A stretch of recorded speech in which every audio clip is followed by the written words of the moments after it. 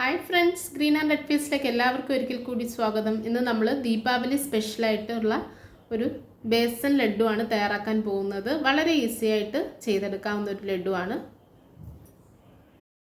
അപ്പോൾ നമ്മുടെ പാനൊക്കെ ഒന്ന് ചൂടായി വന്നിട്ടുണ്ടായിരുന്നു. അതിലേക്ക് ഞാനൊരു 200 ml ഗീ ആണ് ഒഴിച്ചു കൊടുത്തിട്ടുള്ളത്. ഇനി നമുക്ക് ഈ ഒരു കപ്പിൽ 2 കപ്പ് ബേസൻ പൗഡർ കൂടി ഇട്ട് കൊടുത്തിട്ട് നെയ്ക്കകത്തൊന്ന് ഫ്രൈ ചെയ്തെടുക്കാം. അപ്പോൾ അതൊന്ന് അധികം കട്ടയാവാതിരിക്കാൻ വേണ്ടി ഒന്ന് ഇളക്കി കൊടുക്കണം കേട്ടോ. കുറച്ച് കട്ടയായെന്ന് വെച്ചൊന്നും പ്രശ്നമില്ല, നമുക്കത് ശരിയാക്കി എടുക്കാവുന്നേ ഉള്ളൂ. ഇങ്ങനെ ഒന്ന് ഇളക്കി കൊടുത്തോണ്ടേ ഇരിക്കുക. അപ്പോൾ പെട്ടെന്നൊരു സ്വീറ്റ്സ് ഉണ്ടാക്കണമെന്നുണ്ടെങ്കിൽ നമുക്കിത് ചെയ്തെടുക്കാവുന്നേ ഉള്ളൂ.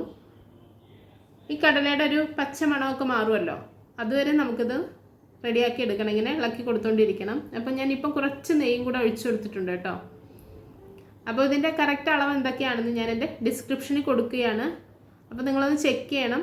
അപ്പോൾ നിങ്ങൾക്ക് അതിൻ്റെ ഡീറ്റെയിൽസ് ഒക്കെ അറിയാൻ പറ്റും.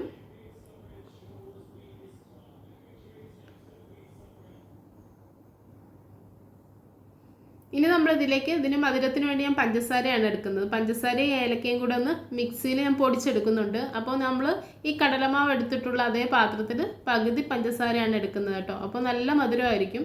അപ്പം മധുരം കുറച്ച് മതിയെന്നുള്ളവർക്ക് അതിലും കുറച്ച് എടുത്താൽ മതി. അതൊക്കെ മധുരം ഓരോരുത്തരുടെ ഇഷ്ടം അനുസരിച്ച് എടുക്കാവുന്നതാണ്.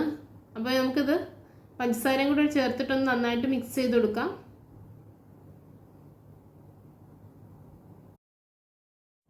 ഇപ്പോൾ പഞ്ചസാരയും കൂടെ ചേർത്ത് കഴിയുമ്പോഴത്തേക്ക് ഒരു 5 മിനിറ്റ് ഇതേപോലെ ഒന്ന് മിക്സ് ചെയ്തതിന് ശേഷം നമുക്ക് സ്റ്റൗ സ്വിച്ച് ഓഫ് ചെയ്യാം. അതിനുശേഷം ആറിയതിന് ശേഷം മാത്രമേ നമുക്ക് ലഡ്ഡു ഉരുട്ടിയെടുക്കാൻ സാധിക്കുകയുള്ളൂ കേട്ടോ. അപ്പോൾ നമുക്കത് ആറാനായിട്ട് വെയിറ്റ് ചെയ്യാം. അപ്പോൾ നമുക്കിനി നമ്മുടെ ബേസൻ ലഡ്ഡു റെഡിയാക്കി എടുക്കാം. അപ്പോൾ ഞാൻ എൻ്റെ കൈയൊന്ന് ചെറുതായിട്ട് വെള്ളത്തിൽ നനച്ചെടുത്തിട്ടുണ്ട് കേട്ടോ. ഇനി നമുക്കതൊന്ന് ഉരുട്ടിയെടുക്കാം. ഞാനിവിടെ കുറച്ച് ചെറിയതായിട്ടാണ് ഉരുട്ടിയെടുക്കുന്നത്. അതിപ്പോൾ ഓരോരുത്തരുടെ ഇഷ്ടം അനുസരിച്ച് വലുതായിട്ട് വേണമെങ്കിൽ വലുതായിട്ട് ചെയ്യാം. അപ്പോൾ നമ്മുടെ ബേസൻ ലഡ്ഡു റെഡി ആയിട്ടുണ്ട്. എല്ലാവരും വീഡിയോയിൽ ട്രൈ ചെയ്ത് നോക്കുക. പിന്നെ ഫസ്റ്റ് ടൈമാണ് എൻ്റെ ചാനൽ കാണുന്നതെങ്കിൽ ഒന്ന് സബ്സ്ക്രൈബ് ചെയ്യാനും മറക്കരുതേ. അതുപോലെ തന്നെ വീഡിയോ ലൈക്ക് ചെയ്യാനും ഷെയർ ചെയ്യാനും